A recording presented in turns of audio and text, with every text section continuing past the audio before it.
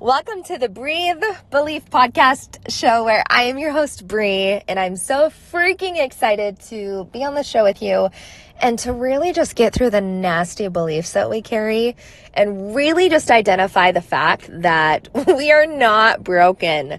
Okay, so let's dive into change and transition. So I shared my story a little bit. A couple of months ago, I had quit everything that I had known entirely. That included my job of 8 years. That included a marriage, the second one, by the way. That included friends. That included actually a lot of family. That also included my home. And I share that with you because sometimes it takes someone going through something really radical and really big so that you could, be on a show and talk about, hey, like really shit happens and we've got to be like really vulnerable and able to talk about it, because otherwise we're all just pretending that we're fine. And here's the truth. There's so much change and transition happening in the world already. So collectively, we're going through change with massive, massive things, and not even on a personal level. But as a world, things are changing. Times are changing. And, whether it's with COVID or it's with new restrictions or different laws in different states, there's so much chaos going on. And what's really amazing and exciting is that you actually have the potential to decide where you stand in that change, and you don't have to be a victim to it, and you don't have to be someone who gets swept into the drama or, the stories around you. So we're going to talk about grounding and what that does in a later episode. Now, when you're personally going through a change and a transition, like, what's the first thing that you do? I'm curious because I've interviewed a lot of people asking them this question, and I think it's evident that when change is happening, we do everything we can to avoid pain. So as humans, we're wired. We're actually built this way to avoid pain and to survive. So what's interesting about that is you think that you're just, going about life in the best way that you know how to, but you're actually wired to avoid anything that could seem potentially threatening or harming or harmful. And with that, that leaves very little room to create, yet alone be in control of your life, don't you think? Think about it. If you're wired to be in survival mode and you've got a part of your brain that is literally just meant to keep you alive and is telling you to avoid danger at all costs, then it would make sense that change would also be really threatening and damaging to you, because who the hell is going to sign up for death? Like, your ego's not going to. Anything that is a potential harm or threatening to us, we avoid at all costs. And it's natural. It's so psychological. And when you're avoiding pain, it's interesting because you think you're choosing the life that you want to create. You think you're choosing all of these amazing things. What you don't know is when you're in survival mode, that only gives you literally options A through C, not actually the abundance of A through Z. Because when there's fear present, you're making decisions based off things that won't work. You're making decisions based off of what's safest, and that stifles creativity. So while I was going through my very dramatic, very transforming process, I learned a lot of things in the details of what couldn't be explained in my external world.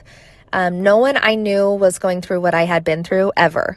And if any of you that are listening to this can relate, it's almost like you want to find words, because words are the best way we express ourselves. And then in that, we find other people that have gone through it and we create a tribe, and that creates belonging. But what's nuts is I wanted words, and the words that I identified with was cycle breaker.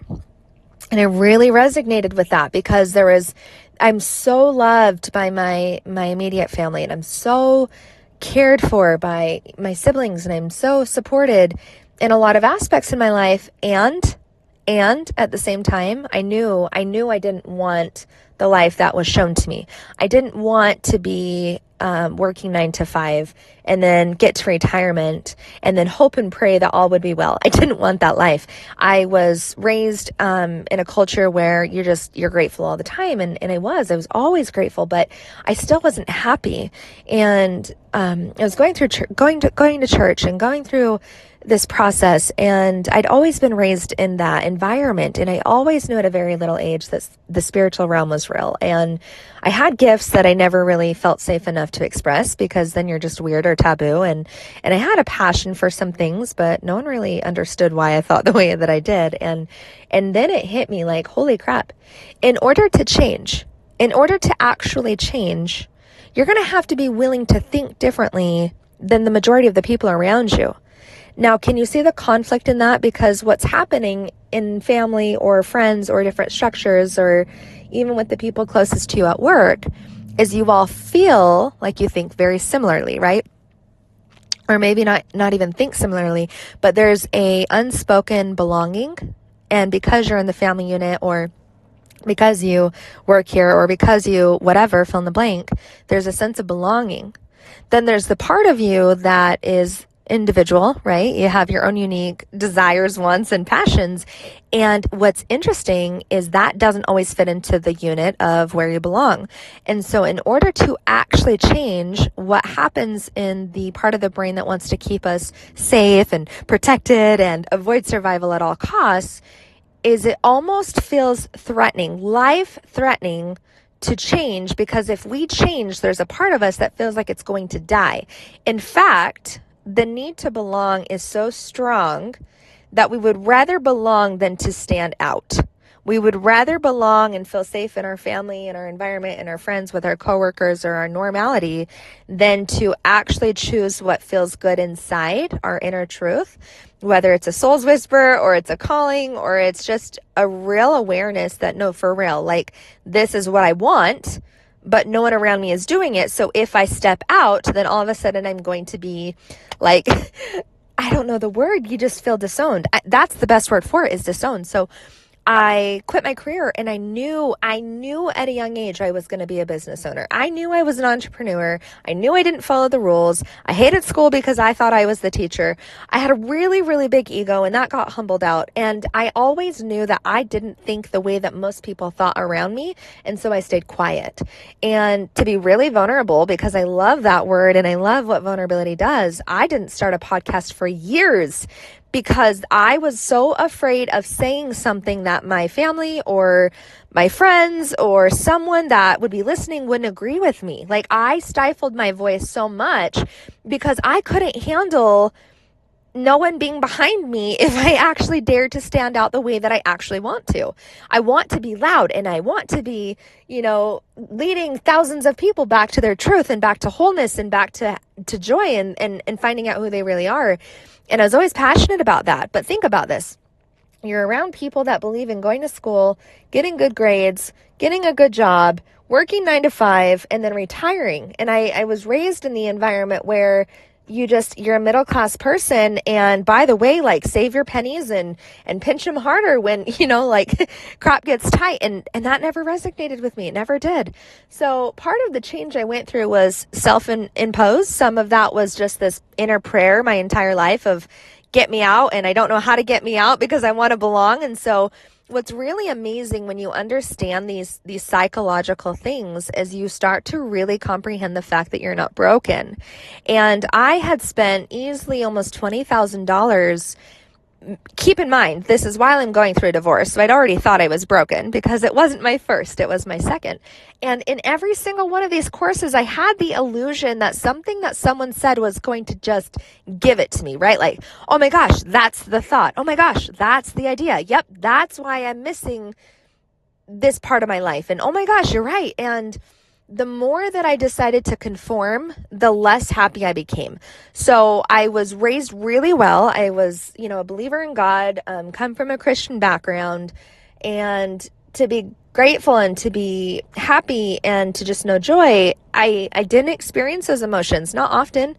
And at a young age, I was constantly moving from home to home. And it's interesting because now the story that I thought was my hell is actually now my superpower. So if you're going through a change, I invite you to look at what's changing in your life and look at it from the perspective of maybe it's not leaving you, but maybe it's creating space for something new that you've already secretly been asking for, right? Like, sometimes things end and we didn't pray for the divorce. We didn't pray for the freaking, narcissistic abusive relationship. No, I'm not saying we asked for those things, but deep inside you asked for the opposite of that, right? Like, you asked for more money And you knew staying capped at a job that was only going to pay you 10 an hour wasn't going to give you what you actually desired. And so your boss fired you. And now you're looking at it like this devastating thing, but secretly all along, it was never your truth. And I am shocked to see how many people will ignore the call inside of them to stay in the safe zone. I mean, after understanding our brains are wired to stay safe, but once you understand that, you can actually break away from listening to the voices inside of your head.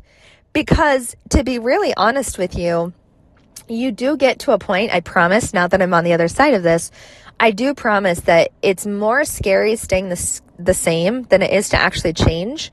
And I really believe that karma is the idea that we get what we put in. Like, we actually get what we put in, right? Like, if you're willing to take a really, really, really, really big risk, what are the benefits of the really, really, really big reward? And so I believe that life is benefiting those that have courage, and call it faith, call it courage, call it bravery. But if you know that you have to do something that is so freaking scary and terrifying, what's amazing is that once you hijack that fear and you're on the other side of it, you realize the fear was never actually real. You can thank the part of your brain that's saying, hey, you're about to die if you do this. You're about to like literally be killed, whatever your brain says, like, don't do it, right? Don't do it. You can thank the part of you that thinks change is the reason you're miserable, but you were already miserable before the change showed up. And I hope you let that sink in, because in my own experience, I was already miserable before I lost everything all over. Like, I'd already been divorced once. I lost it all. In my consciousness and in the examples I was given as a child, like, I practically married the man that had the same characteristics as my dad. And I went through an entire process of, holy crap, like, what the hell am I going to do? Like, I'm divorced and I'm 22. Like, that's really a hard hit. You know, it's really a hard hit when you plan forever with someone and it doesn't go that way. And then I got married the second time with the idea that, oh my gosh, like, I am so happy and so in love. And like, I'm so thankful it didn't work the first time, because this is so much better. Like, the capacity and the love grew, right? Because I had gotten broken down the first time so much that the second time was like, oh my gosh, yes, I found it, right? And here's the sad truth is the second time I got married was actually more devastating than the first time. And my brain, let's talk about that ego that's like, don't do it, don't do it, don't do it. We're built to, avoid anything that could cause pain. I heard that voice that said, don't do it, don't do it, don't do it. What I didn't know is that I was listening to a voice that was actually internal. So I self-betrayed, and you're going to hear a lot of language that I use in this podcast that you're not really familiar with, again, because it's not being talked about, and that's okay. Self-betrayal is when you understand that inside, in your gut, in your intuition, in your heart, that something is not right, but your brain convinces you otherwise, okay? It's the moment where you shouldn't do something, but the thought kicks in and it's like, oh, it won't be that bad, right? It's like the opposite. It's like justification, and it paints this big picture of why it's okay. Now, the part that I'm talking to you about, the survival mode, that is not self-betrayal. That's the part of you that's like designed from way back when our ancestors were learning how to run from bears, all this stuff. And that's how we evolved, and that's how we became, because we needed that part of our brain to understand danger. But we don't actually live in the wilderness, and we don't have to worry about those same problems, but we haven't updated the part of our brain that needs to realize we're actually really safe. And we're more safe now than we've ever been. Even though the world is changing, I'll guarantee that you've got water and food and clothes, and you get to decide 10 million choices a day. Do you want to sleep in, or do you want to go for a walk? Do you want to have lunch, or do you want to skip for dinner? Like, that part of me knew after getting married the second time that something wasn't right, and I justified why it was okay, because I misunderstood my fear of, oh my gosh, what if this doesn't work again? What if it goes wrong? And it went very, very wrong. So I get to change again for the third time. And what I'll tell you, after understanding patterns in the subconscious and really how our brains work, and really understanding how to communicate with myself and how to sit down and hear me and not the 10 million other people around me and their opinions of my life, then that's when things really started to move. That's when I had to understand, holy crap, like, life cannot be this easy. Like, you mean to tell me life is going to reward the person who just trusts? You mean to literally tell me that life is going to reward those that just act? Like, that just blew my mind, because I lived in a structure of, well, I'll prove you wrong, right? Like, say I can't do it, I'm going to do it twice, right? Like, I had that energy of like, I dare you to say something to me, because I'm just going to come fight you. Like, that was my shell. I was such a sensitive person, but I wasn't going to let the world know that. I wasn't going to let the world know that I cried all the time and was super sensitive and didn't like when people looked at me wrong. So I built this persona, or this ego, that told the world to like screw off. And I gained a backbone that was really stronger. So I thought. And that was really hard, because a lot of my change that I had to go through was taking down the fake personality, the fake persona, the fake personality that I was imposing. And I had to really come back home to myself. And if you're going through change, the point of this podcast is to help you understand that change really can be a beautiful thing. And I want you to look at it as if it's the thing you've been asking for, not directly, but indirectly. If you're not happy in your marriage, obviously there's a million ways to solve that. But the first thing you want to do is really just come back home to yourself, because anytime there's a change or transition happening, it's just something that you've asked for indirectly. And I really believe that. If you're not happy, are you asking for something better? Have you been asking for something more exciting? Are you ignoring the things that you know are true because you're so freaking afraid? And that's the second point of my podcast on this episode is, you can be afraid and still do the right thing. And that fear isn't real. That's easier to say than do, I know. But the fear is that you might die. You actually might die. So your brain believes. You might actually not belong in the same unit or same friends or same family if you actually do what you know you're supposed to.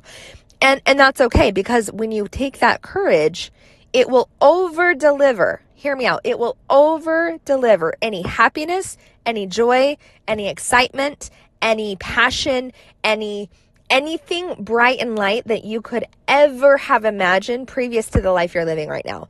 Like quitting my 8-year career, I had no idea how I was even going to put $20 of freaking gas in my car.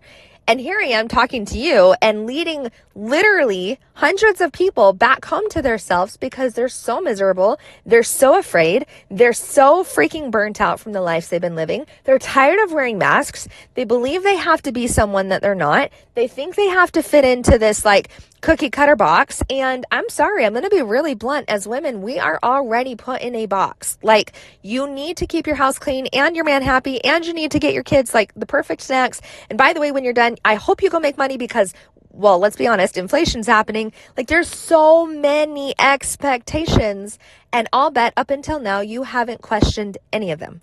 You just thought that's how life was. It was supposed to be stressful. And one of you I know is listening saying, Bree, I'm glad you're not stressed, but you don't know my life. And that's just a defense mechanism. I promise, because once we start getting into the root of what's actually going on, you will be damn shocked on how strong you actually are. And when you start using your pain as the thing to stand on and using it as a pedestal to get you higher, you'll realize that you're not broken. And when change happens, it's just breaking the old parts of you that no longer need to be there. So recently I had posted a video. If you're not on my Facebook, go do that. I had posted a video that talks about this idea that the world is linear, and it's not. But we're taught from a very little age, like you get bigger and then you go to school, you get awesome grades, you get a great job. By the way, you get married and you have kids, and then you live happily ever after, and then there will be a few bumps in the road, but just be grateful. And at least that's how I saw the world. And the truth of it, if you're ready to hear, is that the world is not linear. It's actually an evolution, and it's not in a tangible line that goes straight across. In fact, I would argue that it's not even up, down, up, down, up, down. I just see it as a ball, right? Like there's no beginning and there's no end. And when I mean evolution, I mean literally the growth that happens is an internal one. It's an internal journey. And when you start to actually understand and communicate with your world differently and relate to it, it's awesome, because then you're not in a structure that's like, oh, I have to do all these check boxes before I feel happy. Like, no, thank you. We're done. Like, what if you could be happy right now? Like, what if in the middle of your change and your biggest disaster, because that's how you view it, you got to be happy right now? Not when your laundry was done, not when you had the perfect grades, not when your boss is happy and calls you and says you get to get a raise. What if you got to choose it right now? Happiness is a choice feeling.